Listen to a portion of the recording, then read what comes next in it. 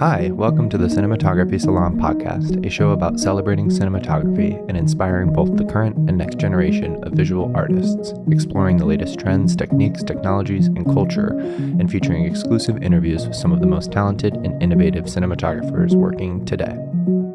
Hello, everyone. Welcome to the Cinematography Salon podcast. My name is Peter Pascucci, and today I'm joined by my co-host, Ava Benjamin Shore. This week, we are so excited to be doing an in-person episode in Los Angeles with the legendary Atlas Lens Company and their co-founder and CEO, Dan Keynes. Atlas is known for disrupting the cinema lens market by creating affordable, high-performing anamorphic lenses that deliver vintage aesthetics with the conveniences of modern design. I've had the pleasure of shooting on both Atlas Orion series lenses as well as their more recent Mercury lenses, and I just love these lenses so much. Ava and I just had the privilege of getting a little bit of a tour around Atlas and seeing the Lens Museum and just getting to see so much rich history of anamorphic glass and lens history in general. And we're just super happy to be here and talk to Dan today. Atlas has really become a household name in lensing, and they arrived at the space fairly recently in 2016. And since then, their lenses have been used on films like Babylon, The Creator, Bottoms, Don't Look Up. Some of their lenses were used in Everything Everywhere All at Once, and so many more incredible films. So we are very excited and privileged to be sitting down with Dan. Hello, Dan, and welcome to the show. Hi, Peter. Hi, Ava. Thank you so much for having me on. So, Dan, we were wondering if you could share your experience coming from cinematography and then creating Atlas and how this journey has influenced the company's philosophy of being for cinematographers by cinematographers. And I was curious to hear you talk about the intersection of cinematography and entrepreneurship. I think there's so many great examples of cinematographers who saw a need in the market and then were able to provide that service to other cinematographers. And yeah, so I'd love to just hear you talk a little bit about that. Yeah, thank you. It's been a long journey. So I started in set lighting back in 2002 and became a local 728 lighting technician because I wanted to become a DP eventually. And I thought that the best opportunity to get paid and learn at the same time would be to be in lighting, because I could help set up the lights, observe the way cinematographers orchestrated the lighting for films and commercials. And after we did all the work, kind of sit and keep eyes on, but get paid to observe the way that people would behave, interact, and work together. And it was an amazing opportunity. So, I would be on the rigging crew with people like Michael Bauman, who's now a cinematographer himself, people like Eric Messerschmidt, who was a gaffer that I would work for as a third electrician. And one of the people I met along that way was the digital imaging technician, Joshua Gaulish, who's now Deacon's DIT. And I'd see he's in this air-conditioned tent with some cables going in there and his monitors, and I'm out pulling much bigger cables, like 4-aught cables, and working with a team of people to lift 18Ks onto crankovator stands and burly stuff, and my back started to hurt, and I thought, hey, you know what? I know computers. I'm kind of a computer nerd. I really know the technology that goes into what he's doing. Why don't I try to slowly make my way into that? Because I'd see some of the old codgers, working at the Paramount lot, and I'm talking about people who are like only in their 60s, which is not really that old, but they'd be crippled from the kind of work that they'd be doing. And I thought, I want to be a cinematographer. I don't want to be pulling cables till I'm 60 or 70 years old, but I still need to make a living, figure out my way. I slowly started making my way into doing commercials as a digital imaging technician and kind of proved my understanding of digital workflows and learned from some of the best out there. And then I started volunteering at the ASC master classes. And so I get exposure to a lot of the great cinematographers over there. And then before people were really shooting with large format digital sensor cameras, we were using things like Panasonic HVX200 camcorders with depth of field adapters. So I don't know if anybody's ever had to suffer through that, but a pretty painful experience. And then my friend had a Canon 20D, or he had a Rebel and a 20D, and you could flip the mirror up and see what the Super 35 size sensor on a 20D was seeing in real time. And I'm like, we need to be recording that. So I'd predicted the digital SLR video revolution about a year before it happened. And so when Nikon introduced the D90, I jumped on the bandwagon of using the first DSLRs with video capability to shoot small scale projects. And that was part of how I transitioned from being a digital imaging technician into being a cinematographer myself. And so it's kind of that scrappy level where you're like, okay, these are like consumer level tools, but we can use them to be so much more. And that DIY ethos was a part of growing up in skateboarding and growing up playing in hardcore bands with my friends, just making whatever you have access to work. And so that's been part of the driving philosophy of how I became who I am now and doing what we do here at Atlas, coming from taking whatever tools you have available, being as pragmatic as possible and stripping it down to the bare essentials, and then building something up from there. Wow. It's so cool to hear the journey from lighting to DITing. It makes so much sense that the success of Atlas is such a product of how steeped you are in all these different facets of cinematography. And I would just love to hear too, like when the fascination for anamorphic started for you. And we just got the chance to look at this anamorphic museum, which was like so cool. And I'm like, how long does it take to collect something like that? And when was the first spark for you of starting to collect these lenses and starting to really look closely at anamorphic and think about how you can create your own? I love that question. Yeah. So it's funny, the journey for what is now Atlas started at a time before I'd even thought about becoming a digital imaging technician. So in the early 2000s, I saw the movie Punch Drunk Love while it was in theaters. And I was so taken with that film. That's the work of Robert Elswood ASC and Paul Thomas Anderson and Adam Sandler, who, you know, we mostly think of as a comedic actor. But that was, at that time, sort of his first serious role. And that film left me asking, why is the camera a character in this film? Or like, how does the emotional state of Adam Sandler tie to what's going on with the camera? And so it led me to ask the question, why does this film look this way? Why does this film remind me of a lot of the films I liked watching growing up, movies like Blade Runner or Close Encounters of the Third Kind or Raiders of the Lost Ark? And what I found out is that the movie looks the way it does not only because of the talent of all the production designers and costume designers and the great work of the actors and the cinematographer and the lighting team, but the lenses are the focal point through which all of that hard work is converted into what we're watching. And in particular, that movie was shot with Panavision G series, some C series and E series lenses. And so I then asked the question, what is a Panavision G series or C series lens? Like, why does this exist? And that led me on a quest. And that's sort of like how I'd summarize every day that I live. I just wake up and I say, why is this like this? And how can I either be a part of it or observe it or learn more about it?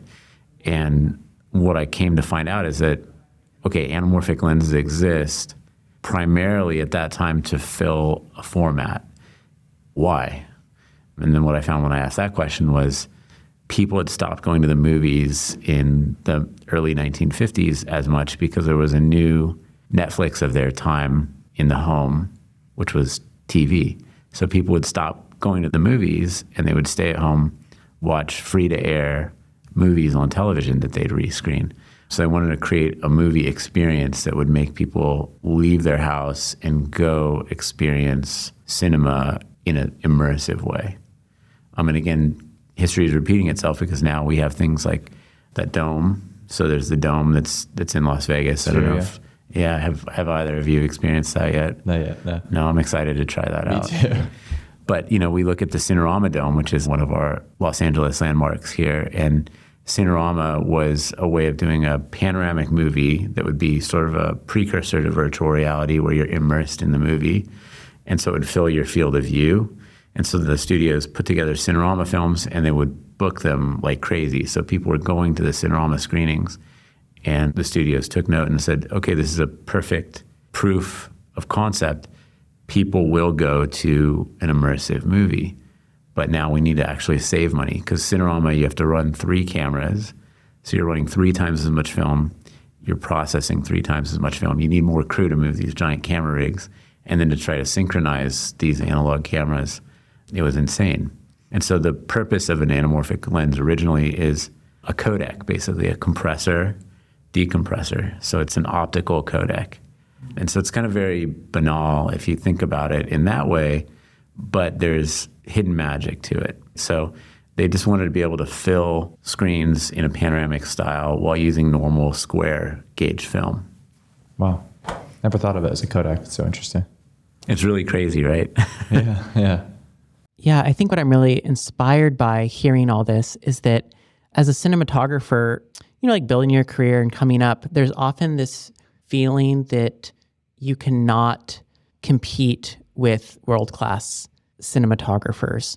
You're lacking resources, you're lacking the skills of a million other different department heads that are at the top of their game, and you're trying to set yourself apart. And I think that, I don't know, for me, I'm often feeling bad that I'm like lacking something. And I think what I love is this idea of building your own tools and giving yourself the things that you need, as opposed to waiting for people to give those to you or to feel like you're validated at a point where you can like use those things. So I think like as Anamorphic being a historically inaccessible thing for a lot of filmmakers, I'm really curious about what motivated you to hone in on Anamorphic as the thing of all of the different things that you have been a part of. Like, why Anamorphic of all things?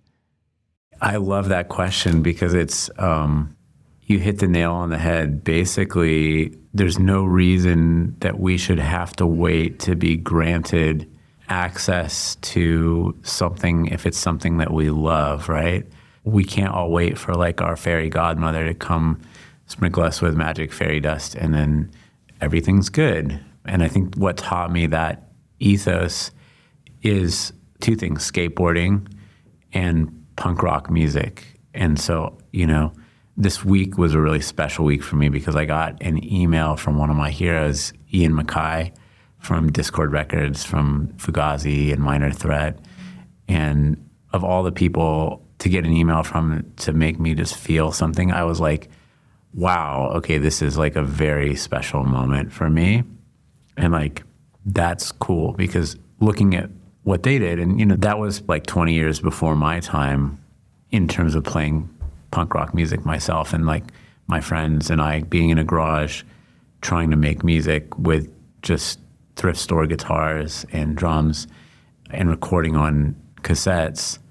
You only have these things, right? So this is what you use to express yourself, basically your self-expression. And then skateboarding, you fall down a lot, but you always get up and try again. And then there's something to be said, skateboarding and filmmaking, I think, to me, they're world-class things, but that doesn't mean they're above you. So it's something you should be able to engage in at whatever level you can touch it. And by that, I mean, nothing should be preventing you from trying, right? Other than access to financial tools. And like, that's one of the crazy things about cinematography is that our medium as artists is inherently technical and inherently financial, right? So I'm not someone who takes a lot of time thinking about what privilege means or anything like that, but I think we're really privileged to be able to use these kind of tools in any way, in any capacity. And storytelling in a visual medium has existed since people were in caves. Do you know about the Lascaux caves in France? So in France, there's these Lascaux caves, which were they can carbon date that it's some of the oldest human-created art forms, visual art, right? And there's these cave paintings. So they were looking at these cave paintings, and they're saying, we see that a lot of these cave paintings, there's like cows with 2 heads and like 4 sets of legs.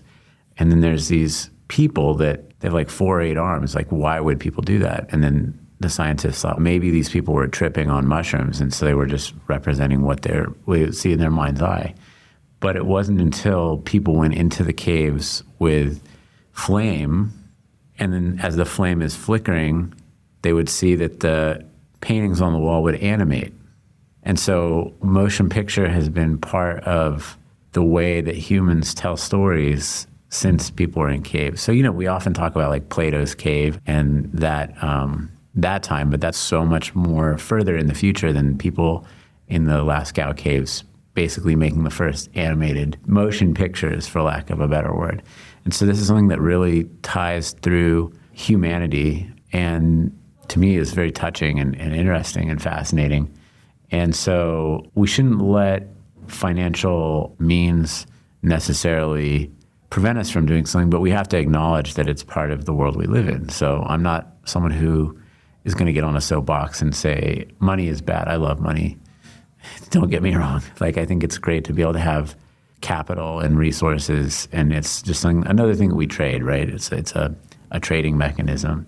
But at the same time, I think it's exciting to empower people to try things that they might not have otherwise tried or might have thought was above them or outside of their reach. And thinking back, it's been an inspiration in my career the whole time. So I was pulling those cables and would see the privilege and luxury of being in an air-conditioned tent. And I said, hey, that's for me. I'm going to go for it. I'm going to learn it. I'm going to try it.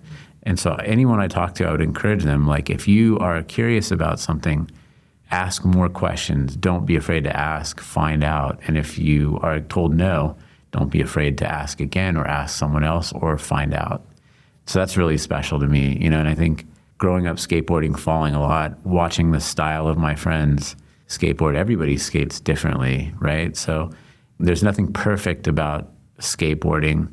And I think that's one of the things that makes it special, is that everybody has their own flair and their own characteristic style. And sometimes a very steezy style where you're flicking the board a certain way or moving your body in a certain way. It's a dance. And I think that's one of the most magical things about humanity, is taking a personal feeling and then expressing it, communicating it to others.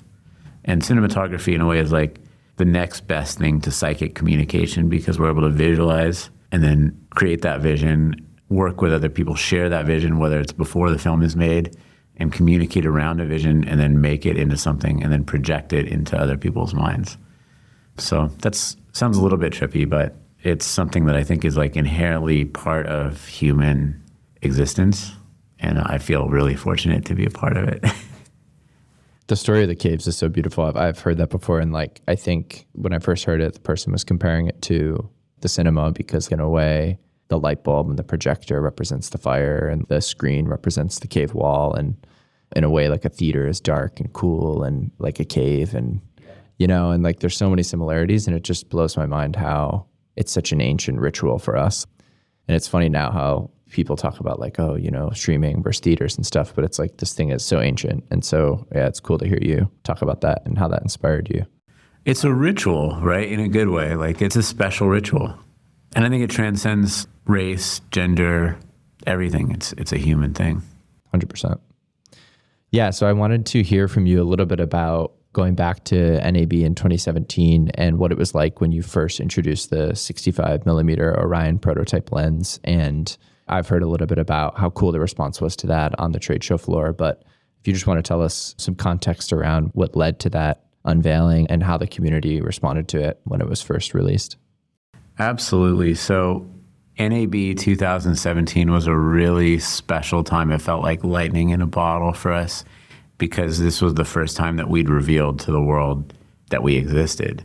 Prior to that, myself and Forrest Schultz, my co-founder, had been kind of working in secret and had spent a little over a year planning and developing the working prototype concept of what we thought would make a great anamorphic lens. So as I mentioned earlier, the design philosophy for the Orion series lenses was to make lenses that we always wanted to use but couldn't attain. And so both Forrest and I have a background in doing DIY anamorphic builds. And so what that consists of typically is flashback to 2001, 2002. I found out what an anamorphic lens was by watching the film Punch Drunk Love and then asking, why did Robert Elswit, ASC, use anamorphic lenses to make this movie? Why does this movie look this way? How could I start using anamorphic lenses to make pictures that remind me of a film I love, which is this film? And at that time, I didn't have access to any motion picture cameras at all. A video camera wasn't even something I owned. I just had a hand-me-down Minolta film stills camera from my parents that I used to take pictures of my friends skateboarding with. And so we had a darkroom in my junior high, and that's how I learned darkroom photography. And so that was a very special time for me, flashing way back. But I still had that camera. I still have it today. And I wanted to make portraits of my friends that would look like Punch Drunk Love. And I thought, well, how can I do this? So I thought, I just need an anamorphic lens, right, to put on my stills camera. That shouldn't be hard. And then I looked, and there's nothing, you can't just go buy that at the photo store, at Sammy's Camera or something like that. And then anamorphic lenses, okay, they're at Panavision. I don't have any money. I don't know anyone there. I'm afraid to call. So how can I do something like this in my living room? So I started searching anamorphic lenses, and I saw there's these Soviet lenses called Lomo. Oh, these are $500. I'll never have $500 for a lens. And that's, 2001, 2002 money, which is crazy because in 2016, 2017, those same lenses that were $500 were $15,000. And nothing had changed with the lenses, just the world of cinematography had expanded. So more people were using cinema cameras, digital cinema cameras and others, to make films and content. And so the price for those $500 anamorphic lenses had ballooned 3,000%.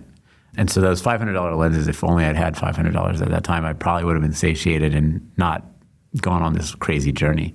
But both Forrest and I, about 14 years apart, had been tinkering with projector lenses. Basically, we found out that the cheapest way to get an anamorphic lens of any kind was to go on eBay and find a decommissioned projector lens, because in those early 2000s years, they were starting to decommission film projection with anamorphic lenses, with anamorphic negatives or anamorphic prints, release prints. And the market was filled with like $30 or $40 or $50 projector lenses that were being taken out in favor of digital projection systems. So I bought a couple of those Kowa anamorphic projector lenses, put them on my Minolta camera, and then would shoot stills and then scan the negatives and de-squeeze them in Photoshop. And so that was my first experience building a DIY anamorphic lens by combining the Minolta camera with the Kowa projector lens. And that was really cool, and I put that on the side and forgot about it for years. And then much later, after starting Paralinks and then selling that company to the Vitek Group, I started looking online to see, because I still had that passion for that type of movie and that type of look. I thought, I could maybe buy some of those lenses now. So I started looking and seeing what people were doing in the DIY world, and that's how I met Forrest. He was doing something very similar to what I'd been doing, crafting his combination of different lenses together and making content with those. And I looked at what Lomos were going for, and I was like, this is insane to buy a broken Lomo lens for $15,000 and then not know how to service it or if it'll work and do what I needed to do. And I'd built a lot of experience working on set at that point, so I understood you really need the lens to be reliable and work a certain way with the assistants and with everyone to flow and function in a day-to-day operation. So I was like, well, I really want to use these kind of lenses. And like, I don't really like the Cooke anamorphic lenses, and they're really expensive. So what I could spend buying a set of Cooke lenses, I could actually maybe put together a small team and build prototypes of what Forrest and I would think would be the best anamorphic cinematography lens that kind of balances what we want in a lens. And so that's what we did. I pooled my money that I would have bought a Cooke set after selling Paralinks. And so we used that money to build the prototypes. And so Forrest had been learning optical design. He's self-taught and comes from that same ethos of like, we can build this, we can learn this. Nothing is beyond our reach for learning. And our chief optical engineer is Scott DeWald.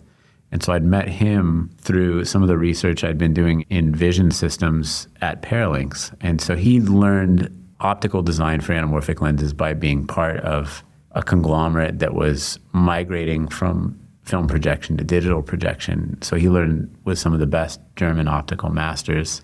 And he's a very practical guy, very brilliant optical engineer. So having the combination of kind of my pragmatic sensibilities and kind of whimsy, Forrest's ability to learn almost anything and not be afraid to try things. He's a master at both mechanical and optical engineering, 3D printing, prototyping, and then Scott's deep knowledge in optical engineering combined to allow us to make those first Orion series prototypes. And so it was really lightning in a bottle to have these three. We built three prototypes. And I'd been shooting for a lot of the companies that were also exhibiting at NAB, companies like DJI, because I'd gotten really into the drone thing early on. So I became one of the cinematographers that DJI would hire to shoot their content. So I had friends there, friends at Canon, friends at Panasonic.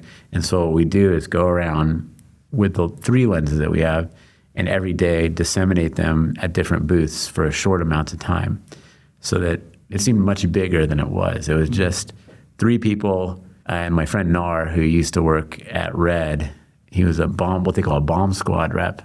But having my friend Nar there also helped open doors for us with the people at Red, and we were able to product place these prototypes all over the place. And I built a good relationship with the people at Tiffin by saying, hey, you guys make filters. We're this young group of startups. We're trying to make lenses. So we'd be happy to kind of help do sweat equity in your booth, helping show your filters with our lenses if you're interested. And they were like, sure, tag along, kid, like whatever. You seem nice. And we built this great relationship. So they actually hosted us in the Tiffin booth free of charge for just like helping set up and tear down and man the booth. And they say never meet your heroes, but both Forrest and I were on the floor from early morning to late at night, and it got to be like the 3rd day of the show, and I was starving. I hadn't eaten any food, and finally I was like, I got to take a break. I'm going to go outside and get a hot dog or something. So I go out to get a hot dog, and my friend Nick runs outside as I'm in the line for the hot dog, and he says, you have to get back to the booth right now. Gareth Edwards is at the booth. Greg Fraser's at the booth. And I'm like, I haven't eaten anything. I'm starving. So I grab the hot dog. I'm wolfing this thing down. Ketchup is all over my shirt. I'm running back to the booth.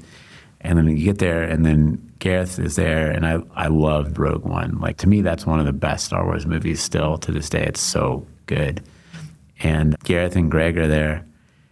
And I'm just like, wow, they're here. And that's kind of unusual to see high-profile cinematographers or directors at NAB. NAB is normally like gearheads, and but it's kind of changed. The demographics changing, it's shifting. But it was really a lightning in a bottle moment, and they were both so kind and genuinely nice, and so we still have a like really nice relationship to this day. Wow, that is so interesting. I love hearing stories about that era of filmmaking because there was so much in transition, and it was so messy and so many different technologies happening all at once. It's really cool, having kind of been through the tail end of that as like a professional. It's really interesting to hear a lot of the history that's tied into all of that. I'm so fascinated by like early digital technology and, you know, how we got to where we are now. And that was a really great anecdote. Yeah. And so much of it is gatekept still. So yes. Not necessarily politically, but like the technology that's possible far exceeds what we use in our industry. It could be an advantage for those who are willing to take risks, but it's also painful if you step outside of it for a second and go like, why, you know, speaking of codecs, like, why are these codecs limited? Well, this consortium of people owns these patents, and so we can't use that. So we have to come up with some other way to do it. And it's, you know, if people were just a little more innovation friendly and like collaboration friendly, but because it's such a small bit of opportunity that people are fighting for, I think people tend to be more gatekeepy and weird about it. And that's why part of the mission at Atlas is to like democratize lens possibilities. Hi, we are excited to announce our partnership with Laowa Lenses by Venus Optics. Laowa has had a long history of providing cinematographers with unique and state-of-the-art lens options, including their recent Proteus 2x Anamorphic series, which remains the most accessible T2.0 option in the market for professional production. A big thank you to SanDisk for helping support our show as well as part of their Relentless Reliability campaign. The Extreme Portable Solid-State Drive has become an essential on film sets and a personal favorite of mine for how durable, reliable, and fast it is. SanDisk leads in drive and memory card technology, emphasizing not just storage, but everything worth keeping. Dan, we loved hearing about this whole story. It's honestly so riveting and just fascinating. And it's really funny how, too, with the work that we do, how we all have these like fascinations, and hearing about you using that Minolta camera with projector lenses and stuff, it's like I've had those same thoughts about like wanting to shoot 35 stills with anamorphic glass. And like, it's just so funny how there's such a common language to what we do. But yeah, we're really excited to dive into some of the technical aspects of anamorphic glass, of Atlas glass specifically. And seems to be this resounding message with Atlas about where the tangible meets the intangible, and how anamorphic optics really is a great example of that. And I've heard y'all talk about it and see it in some of the literature and things. And I'd love to take a little bit of time to hear your take on this concept of how optics is where the tangible meets the intangible. There's so many other parts of the image making process that is more concrete and you can really trace what's happening, but there's something about optics and glass that occupies this very mysterious and beautiful space. And yeah, I'd love to hear you just riff on that a little bit. Yeah, I mean, glass as a material is really such an interesting thing. So it's what you might call liquid solid. And we look at something like this and say, oh, this piece of glass that we're all talking into all day long or looking at is flat, right? But to our human eyes, this is flat. It's very flat and smooth. But if you measure this, it's actually more like the surface of the Grand Canyon. There's so many peaks and valleys that make up this surface. And so this is just a very simple way of thinking of like how there's this entire world that's just outside of the areas that we can perceive that directly affects things that we experience on a daily basis, and how changes or disruptions in that nanospace can then ripple into something that affects things that we are easily able to perceive. And so that's sort of one of the magical things about optics, that intersection of the tangible and intangible world that making lenses and being a part of the lens world a constant fascination for me, because there's always new things to learn, new things to discover, and it really stays fresh. So every day I wake up and I say, wow, what am I going to learn today? What am I going to get to experience that would be surprising? And there are many surprises that we find out. And we can start to form hypotheses based on experiences, but then sometimes those things get turned on their head. Things like chromatic aberration, where we think, well, chromatic aberration should theoretically only be regulated by like the dispersion value of the glass. So the way that the glass separates the wavelengths of light as it enters and exits the glass. But then you find out that actually there are ways to coat the glass with another material that then reshapes those rays and gives it a different property on a surface level that can regulate chromatic aberration. So that's something that might seem impossible, but then through material science, you discover, oh, actually there is a way to just tweak this a little bit and really improve or change the outcome. And so it's a science frontier that is easy to ignore because we often believe, oh, we're just seeing everything and feeling it. But the way you see something is different than the way you see something, different than the way I see something. But there are similarities, right? And so that intersection of those similarities combined with our own personal flavor and also the ability to use science to say what is actually happening, make it a really enjoyable field to be in. That's so interesting to hear you explain chromatic aberration, because I've always just been like, well, that's annoying. But I think, as a DP, like one of the reasons I'm drawn to it is because it is like part of that idea of never being able to master this job exactly. And it's like the more technical, scientific things that you learn and know that can be manipulated, I think add to your ability to visualize emotions and ideas that are presented to you through like films, fine art, and all other things that you might shoot. So yeah, that's so interesting. And I think like another thing that I've heard you talk about before is this idea of like anamorphic tool marks.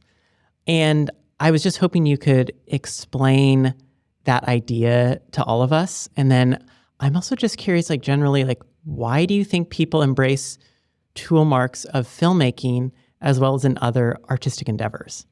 So going to the tool marks, whether we keep them or reject them, we can't ignore them. new aesthetics can be developed, but I think the aesthetic that we as filmmakers here in this room in this time period mostly have experienced in our lifetimes have certain qualities, and then the additive combination of those things informs and influences the way that we want to express ourselves, whether it's acceptance or rejection. But for me, it's mostly acceptance with some rejection. So I'd like to embrace the things that made me feel something when I'd watch a film like Punch Drunk Love or Raiders of the Lost Ark or Close Encounters of the Third Kind. And then if I can make any influence on future artists or the experience of people who are just viewers, it's a way of sharing that memory, right? So it's a combination of memory plus imagination. I mean, it's really interesting to think about what is physically happening with an anamorphic lens that makes it such a complicated instrument.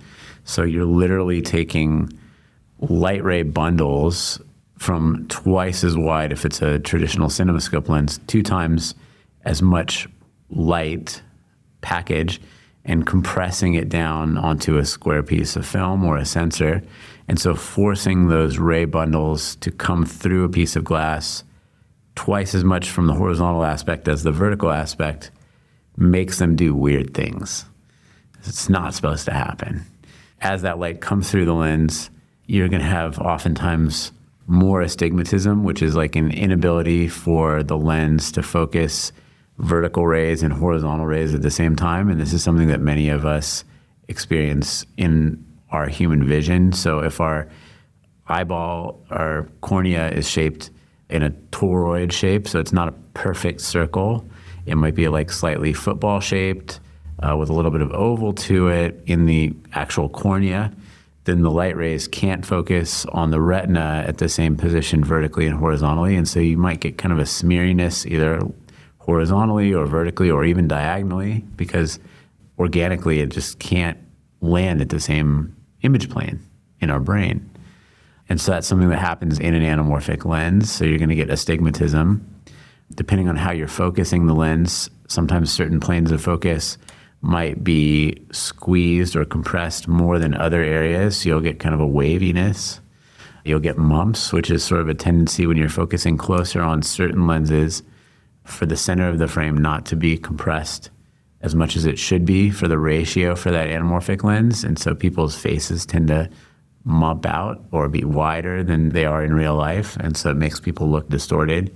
That's a geometric distortion that makes them sometimes less pleasant, but sometimes it's something we can embrace too, depending on how we're using it. There's more traditional geometric distortion that we think about. So the overall shape and geometry of the room or wherever we're filming might have a bit of a barrel shape to it, or it might be more of a pincushion shape where the sides warp in more. And then you get the craziest one, which is mustache distortion. Well, I love saying that, where it does both pincushion distortion and barrel distortion at different parts of the frame. And so you get sort of this warping and curvature like this, like a Yosemite Sam mustache. So that's really fun. Wow. Never heard of that one. It's also a beautiful dance with the hands. Thank you. I mean, that's my other aspiration is interpretive dance. Yeah. You can ask. One that I'm not super familiar with that I've heard you talk about a little bit, but I'd be curious to hear a little bit about is coma. What's happening with coma in lenses? Coma is a really interesting one. It comes from the notion of a comet, so streaking.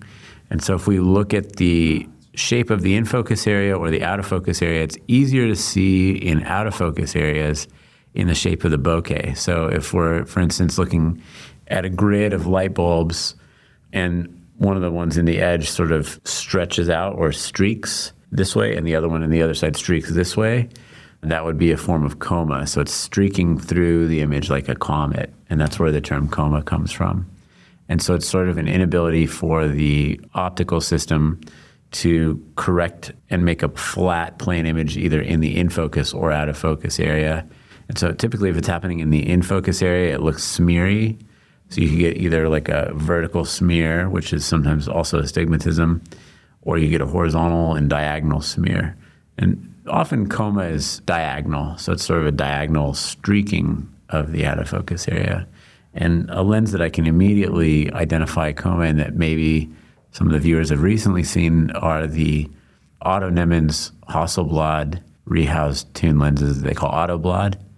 So the Autoblads, if you look at their reference images, they have the bokeh really goes crazy and swirls out and stretches, not swirling like a Helios or like a Petzval lens, like the new Petzval X from Ancient Optics and Old Fast Glass, which is sort of a more rounded bokeh where it kind of becomes a circle in the out of focus area and swirls, but it's kind of the opposite, so it'll streak out in the opposite directions. But that Petzval effect is, in essence, a form of coma in the other direction as well. And then coma is different from probably one of the biggest tool marks that we connect to anamorphic lenses, and that's the flares, right? So that's different from flaring. The two top tier for me, like number 1 and number 2, I love the oval-shaped bokeh, where if it's a front anamorphic or mid anamorphic lens, the pupil shape of the lens is forcing out of focus areas to stretch. And so you'll get oval-shaped bokeh or completely astigmatic bokeh where the out of focus area is just a vertical blur. And you see that style a lot with a lot of the Panavision lenses. And it's really one of the magnificent things that sets apart the Panavision optical design that is also emulated by the Zelmus lenses from Ukraine, which I think are actually really cool too. And I can't believe those guys can build lenses in the middle of a war being shelled. So respect and shout out to those guys. It's insane. And really interesting lenses. I personally love the Panavision look more, but I think it's cool for people to be trying something similar to that in this day and age. And then other ones that have that kind of characteristic would be like the Generation 1 Todd AO lenses that use a similar mechanism to the Panavision mechanism, but distinctly different actually. Wow. It's amazing. I think, yeah, for me, and I feel like for so many people listening, like getting a peek behind the curtain of some of these things is just such a valuable education on this part of our work. And I feel like it's not often that we're able to absorb all of this. It's really cool to hear you talk about it. And it's so clear that Atlas as a product is a result of exploring so many of these tool marks and which ones to embrace and which ones to correct. And yeah, it's awesome. Oh, and Ava mentioned the streak flares. So flares are definitely part of our toolkit as camera people. But if you think back more kind of traditional cinematography, most people avoid flares, but you get them accidentally. And so it becomes this chance encounter where it happens in a movie very seldom, but you see it and you go, oh, I saw that thing. What is that? It reveals the artifice and it kind of lifts the fourth wall. And we get to pierce the veil and see the mechanism of filmmaking. And I think that might be one of the reasons cinematographers are especially driven to that. But like in the 1950s and before, when people were designing anamorphic lenses, they weren't designing them to have flare. They were doing their best to avoid flares because any imperfection would be antithetical to sort of the target of a lens. So traditionally, up until modern times, people were designing lenses principally for having the most contrast or the most resolution and getting the best color performance that they could with the constraints of what they had. And now we get to experiment. Oftentimes a more technically perfect tool doesn't deliver a more aesthetically pleasing result. We don't necessarily go to the movies to see reality presented as a direct copy of what we really experience in life. We want something that is nuanced and expressive. And so I think that's a big part in which the tool marks like flares or oval bokeh can play a part. Yeah. It's interesting. It almost kind of reminds me of, it's a little bit analogous to maybe art history too, where you have a movement of artists creating photorealistic paintings, right? And then as you get closer to the 19th century and like the modern art movement, you're increasingly seeing the tool marks and people are exploring and creating art that obviously plays with the concept of art itself, you know? And I think that it's fun that filmmaking has evolved into this place where the artists behind the camera can have a little bit more an expressive tool set at their disposal, as opposed to being perhaps locked into constant photorealism at like the max resolution and bit depth. Because we've been like, almost collectively been like, I don't know if that's what it is right now, you know, maybe in the future, but I think that there's a strong desire to move away from that and to find something that is more maybe human, and maybe subtle and artistic. Yeah. So Dan, I think we've talked a lot about some of the impressionistic qualities of Anamorphic, and I was listening to the Camera Image panel with Lena Sandgren, ASC, and Oren Sofer and Christopher Probst, ASC, and there was this great topic that they touched on, which Linus was talking about how, in his opinion, a 16 millimeter spherical lens to him is the most realistic depiction optically. And I found that so interesting because I think that there is this idea that Anamorphic occupies this more surrealist, impressionistic space, whereas spherical might be perceived as more true to life. And in his opinion, the smaller format of 16 plus the spherical feels very what historically was used for documentary filmmaking, and is this kind of very realistic way of shooting. And so I was curious of where you think Anamorphic falls on the spectrum of realism versus surrealism, and just kind of how it offers this unique perspective, and whether you think that it does actually relate more closely to human perception or not, and what your thoughts are on this. Yeah, I love it. There's a technical reason that I would attribute to Linus's perspective on why film might be more akin to seeing the real world in the most truthful, raw way. And even more so, I'd go crazy and say the iPhone is the 16 millimeter of our time. And there's a technical reason for that, which is to say that with 16 millimeter film, the lenses are, number one, engineered for higher contrast so that you're getting more definition with a looser grain structure because you're working with larger granules when you're shooting 16 millimeter film. So the lenses by nature are designed to have higher contrast. So you get a tight contrast, more graininess on 16 typically. And then the image area of a 16 millimeter piece of film is very similar to the region of interest of our human retinas. So basically, we're living in a stereoscopic, roughly 16 millimeter world. But then there's other things that are happening with our brains, and every brain is different, where we're using region of interest scaling, to use very technical thinking, where we're zooming in and out on what our area of interest is, and then depth of field can be defined by our pupils being larger or smaller depending on how much light is entering. But if we're out in a sunny day like Jacques Cousteau on a boat, our pupils, unless we're wearing really dark sunglasses, are going to be tightened down. So we're going to get deep depth of field. Our retinas are kind of granular like a 16 millimeter film, and we're kind of filling in detail cerebrally for what's happening. There's sort of a direct reason I would say that what he's saying is true. And then my perspective about why I'm drawn to anamorphic filmmaking as a way of kind of giving a human feel, to note what you said earlier about human imaging, is that it naturally selects to a human field of view. So if you have a CinemaScope aspect ratio, we're getting 2 times as wide of a horizontal field of view if both of our eyes are working as vertical. And then my brain tends to be right eye focused. So I have depth of field that's shallow by nature, from this side kind of falling off, but this side being more honed in. And so there's a little bit of a skew in my vision, but we're always generating depth of field concepts depending on how relaxed or tense or focused we are on certain things. And so the human aspect of anamorphic imaging is the field of view, shallower depth of field generally, or like region of interest that's selectable by the camera operator, cinematographer, and camera assistant. And so there's something inherently human, but slightly more, you could say, relaxed or creative in some ways. Not that 16 millimeter is not creative, but it can be more truthful, I guess you could say, or more tied to reality. And even more so, this is the 16 millimeter camera and lens of our time. And so as a documentarian, this is my favorite tool for making documentary films in the time we live in now.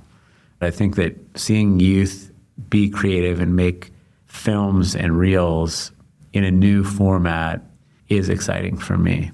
The vertical video thing, I don't think it will last forever, because I think we're going to start having wearable computers and wearable vision systems more and more. And I'm not sure where that's going to go, but I'm excited to see where it takes us, because for me, that realm, immersive vision, is more in the anamorphic world. So even if it's completely technically generated by computers, I love the panoramic aspect ratio, whether it's Hasselblad X-Pan, whether it's Cinerama, or whether it's anamorphic imaging. And then there's something magical about doing like square format anamorphic, where you start with a tall, skinny sensor and then use the anamorphic to make a square out of that, because then you get all those tool marks like the bokeh and the streak flares, but then you also have the added benefit of like being compatible with the square format that people want. So that's a technique that we've been proponents of. I don't want to say that we're the pioneers in that area, but many of our users have been pioneers of using a tall sensor aspect ratio by turning the camera at 90 degrees and then using the anamorphic lens to make a near 1x1 or perfect 1x1 aspect. And we call that Atlas scope. So we have a white paper on it, but it lets you have all those traditional anamorphic tropes and tool marks with square deliverables that you can then nest sort of a iron cross framing out of. So you can deliver 16:9, you can deliver 9x16, and you can deliver 1x1 with one camera master. I think what has been really interesting about hearing you speak is that I think your brain works in a very specific way. And I love hearing you describe things because you think really big. And something that you've spoke of before is this idea of the blue ocean. And I've been thinking about it so much ever since I heard it. And I know that the blue ocean idea was one of your like foundational tenets for the company for starting Atlas. And I was hoping that you could explain what this is. And then also like now that you've established Atlas, does the blue ocean philosophy still guide you? Because you've kind of done what you've set out to do.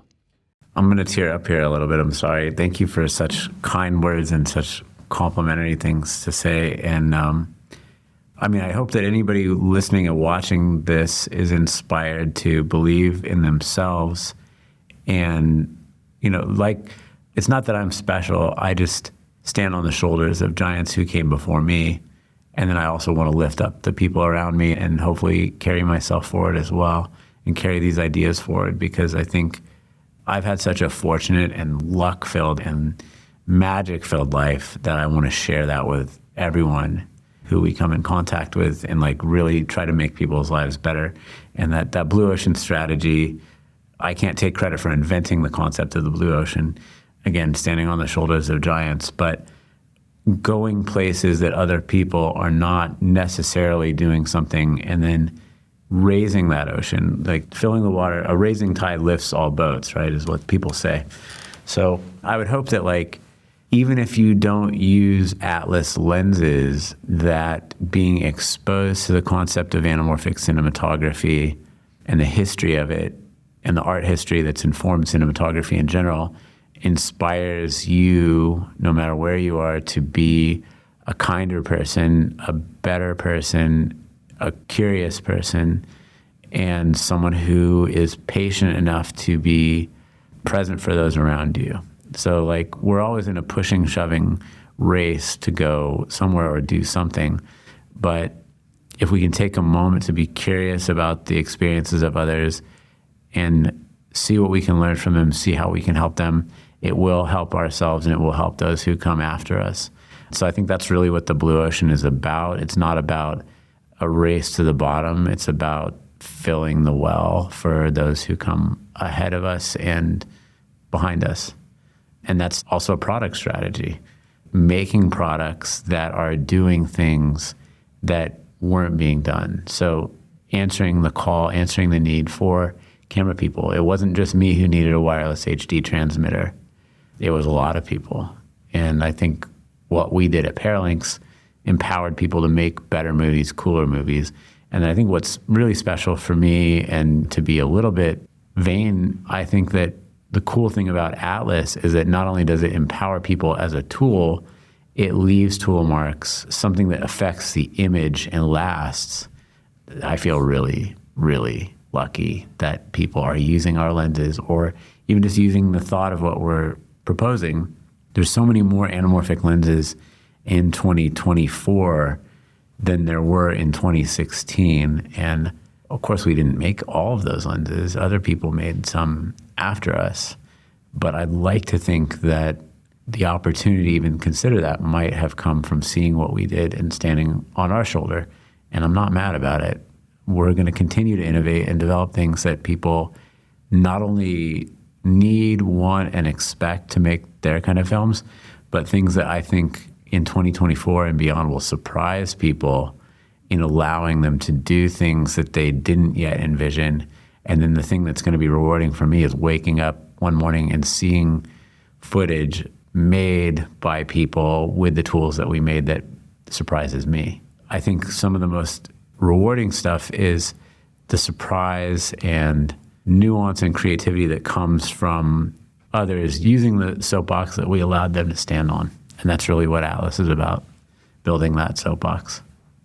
Hearing you talk about this concept and it being such a foundational element of Atlas is really cool, because I think that another thing I'm really inspired by with Atlas and with your efforts are democratizing some of these tools, some of these techniques and the technology, and making these things more accessible to the community. And there's so many great examples of it with your company, with things like the Wednesday Lens Day that you were telling us about, and having this community effort, being able to bring people into your offices here in LA and just having people be able to learn about lenses and experiment. And the YouTube channel is also such a great source of information. And the demo program too is this incredible, tangible way of allowing people to experiment with Atlas lenses. And I've had the awesome opportunity last year of getting to try out the Mercuries, and one time being sent some really amazing Orion lenses and being able to put them into use on commercial projects and passion projects. And this community effort is so inspiring to me, and it's something that we're trying to do with the show as well. So it's really awesome to partner with people like you and to hear about how important those things are. And so I'd love to just hear you talk in whatever capacity you want about that element of things and what it's been like to open your doors, so to speak, to the community, and what some of that response has been, and why you think that's an important part of what you're doing here at Atlas. Yeah, I mean, I think it's really a pleasure to be able to connect with cinematographers and learn from people who come in and also share things that we've experienced. So even the name Wednesday Lens Day is not something that I was clever enough to come up with. I have to thank Sarah Weldon for coming up with the name Wednesday Lens Day. It's so great, it's so fitting, and she came up with that concept because she came to a couple of our Wednesday open house events, and there was such a connection that she was like, yeah, we got to call this Wednesday Lens Day. And I'm like, yeah, we do. It's perfect. And so I think it's just something that we set a dedicated time every Wednesday for this, because we want it to be something that you don't have fear of missing out on. So of course there will be some Wednesday Lens Days that are spectacular, where it's like lightning in a bottle and the most amazing things happen. And there'll be other banal ones where it's just like nobody even comes, but that's okay. You didn't miss anything. We're going to do it again. And that comes with the skateboarding idea. So there was this group of skaters that would do something that they called Big Wednesday. And it's just coincidental that it's also Wednesday, but they would literally set up a mini ramp and do a skate demo, and then things would happen by just being there, going back to the craft, honing it, and being repetitive. And that's something that I've applied to my life in the way that I exercise. So like, I hate exercise. Honestly, I don't like exercising, but my health has been transformed by literally being consistent and doing it daily. And so I think that making a daily ritual or a weekly ritual that you make a practice, no matter what you're doing, whether you're a cinematographer or you're listening to this and you're in post-production, finding something that you can come back to will let you consistently iterate and improve and make life better for yourself or learn something. Often we're just scattered to the wind by happenstance.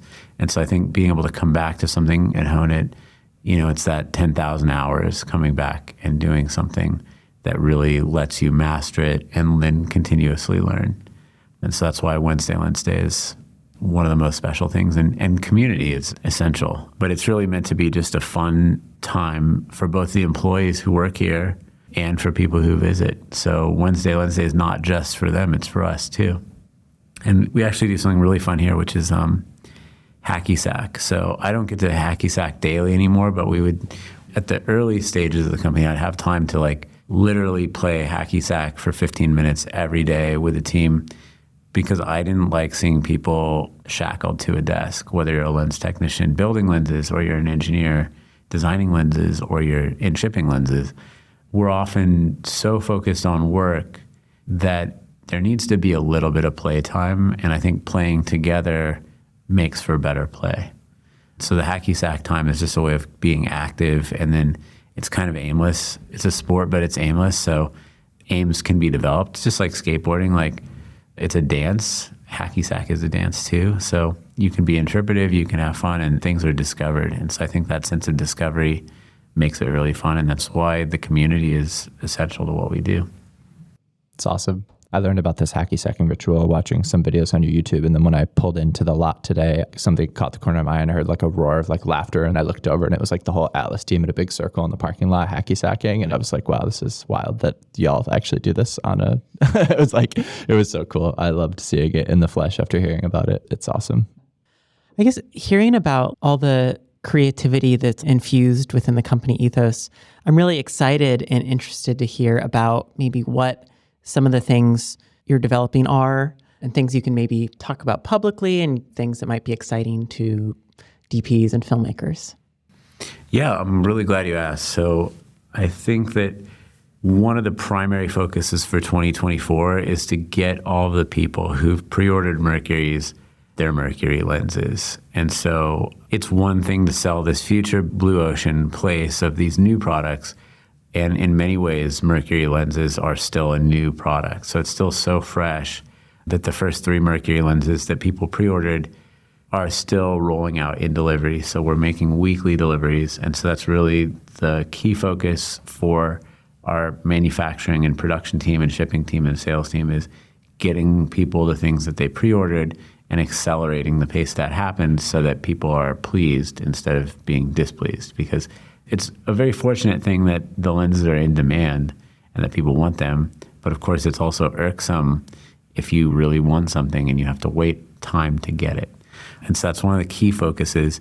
But if you love Orion series lenses, that's something we have readily available in inventory. And because we've been doing it for long enough now, we're very good and very fast at getting those. So even new Orions that are on the very near horizon will be able to deliver to you much faster than a Mercury lens. And of course, people are going to be like, why can they deliver these new Orion lenses faster than they can deliver the Mercury lenses?